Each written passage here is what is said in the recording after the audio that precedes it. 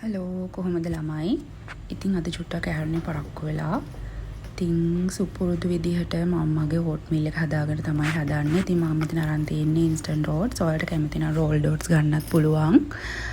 ඊට පස්සේ මගේ කිචන් ස්කේල් එකේ බැටරි බහලා හින්දා මට වෙට් එක ගන්න විදිහක් නැහැ. සාමාන්‍යයෙන් ඔයා ග්‍රෑම් 40ක් 45ක් විතර ගත්තාම ඇති. මම ඉතින් මෙෂරින් කප් එකෙන් දාගත්තා.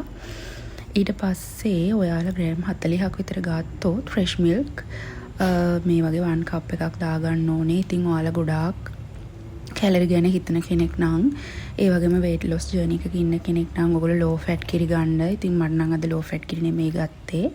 fresh milk එකෙන් කප් එකක් මේ විදිහට oats එකට දාගන්න.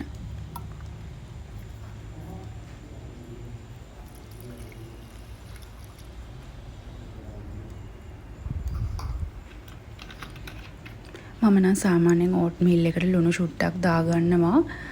මොකද සමහර ඕට්ස් කන්න කැමති නැහැ. ඉතින් ඔයගොල්ලෝ ගොඩාක් ලුණු පාවිච්චි කරන කෙනෙක් නෙමෙයි නම් එහෙම ලුණු දාගන්න අවශ්‍යතාවයක් නැහැ. ඇත්තටම ලුණු පිංචක් වගේ දාගත්තාම ඇති. මේකත් ඉතින් චුට්ටක් වැඩි. මට පොඩ්ඩක් ලුණු ටිකක් වැඩි වුණා. ඊට පස්සේ අපි මේක මේ වගේ low flame එකේ ගෑස් එකේ තියාගෙන මතක් කරලා මේක වහන්න. වහලා අපි චුට්ට වෙලාවක් මේක කුක් කරගමු.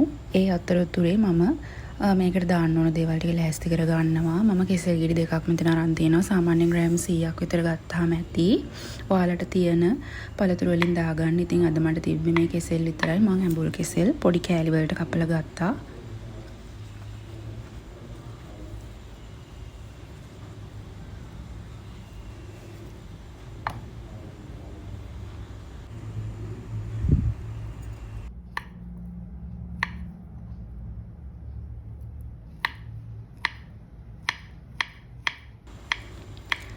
ඉතින් ඒ අතරේ මම හිතන්නේ නම් අද ඕට්ස් එක ටිකක් කුක් වෙලා වැඩි ඇති.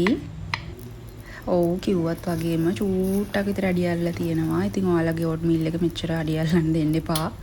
ඉතින් මම ඒක ඊට පස්සේ පොඩි බෝල් එකකට ට්‍රාන්ස්ෆර් කරගෙන මට නම් මේකේ අද දියාරු ගතිය ටිකක් මදි. ඒ හින්දා මම කිරි චූට්ටක් තව එකතු කරගත්ත චූරි මූඩියක් වගේ. ඉතින් ඒක ඇත්තටම කරන්න ඕන දෙයක් නෙමෙයි, අනවශ්‍ය දෙයක්. හැබැයි ඕට් මීල් එක ටිකක් රණී වෙන තරමට රසයි.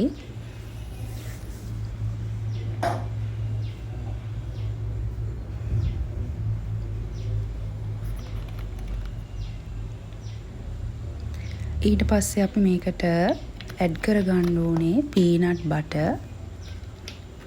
මොකද මේක චුට්ටක් කන්න පුළුවන් විදිහට අපි හදා ගන්න ඕනේ. ඉතින් මේක ඇත්තම කියනවා නම් ඕනම කෙනෙක්ට උදේ ආහාර වේලට ගන්න පුළුවන් දෙයක්. මොකද මුළු දවසම වගේ ඔයාට හොඳටම ෆුල් ලයින් පුළුවන් මීල් එකක් විදිහට තමයි මම දකින්නේ.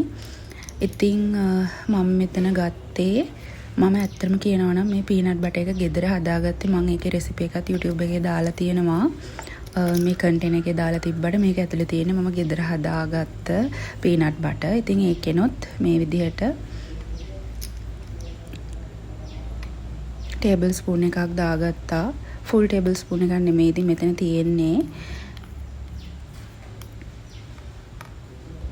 ඊට පස්සේ මම පැණිත් දාගන්නවා. මේක මම ඕට් මීල් එක හදන විදිහ ඉතින් ඔයගොල්ලොන්ට තව අදහස් තියෙනවා නම් මම එක්ක ෂෙයා කරගන්න. ඊට පස්සේ අපි මේක හොඳට මික්ස් කරගන්න ඕනේ.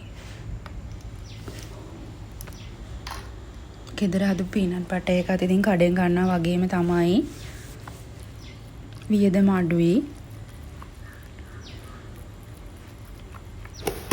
ඊට පස්සේ මම මේකට තියෙනවා නම් සීඩ්ස් ටික එකතු කරගත්තා. මේ සීඩ් මික්ස් එකේ ආමන්ඩ්ස් තිබ්බා, චියා තිබ්බා, ෆ්ලෙක්ස් තිබ්බා, පම්කින් සීඩ්ස් තිබ්බා. ඊට පස්සේ මම මේ විදිහට මුද්දරස් පලන් ටිකුත් එකතු කරගන්නවා. මොකද එහෙම එකතු කරගත්තාම ඇත්තටම මේක හරි රසයි, කන්න පුළුවන්. මම දන්න ගොඩාක් අය ඕට්ස් ගන්න කැමති නෑ. ඉතින් හැබැයි මේ රෙසිපි එක නම් පොඩ්ඩක් try කරලා බැලුවොත් ඇත්තටම ඕගොල්ලන්ට මේක කන්න පුළුවන් වෙයි. ඔයගොල්ලෝ දිගටම මේක කයි. මේක හොඳ හෙල්දි බ්‍රෙක්ෆාස්ට් එකක්.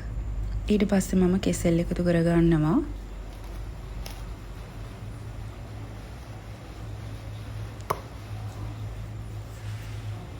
මේ තියෙන්නේ සිනමන් පවුඩර් එහෙම නැත්නම් කුරුඳු කුඩු තියෙනවා නම් ඉතින් එකතු කරගන්න. මේක නිකන් අර ගානිෂ් කරනවා වගේ දෙයක් තමයි මම කළේ. අත්‍යවශ්‍ය නැහැ. ඔයගොල්ලෝ තියෙන දේවල් වලින් හදාගන්න.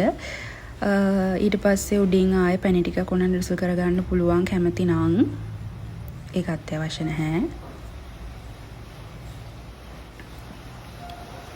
හරි එහෙනම් ඕට් මීල් එකේ වැඩේ ඉවරයි. මේ තියෙන්නේ ඕට් මීල් එක. එහෙනම් ඉතින් කන්නයි තියෙන්නේ. බා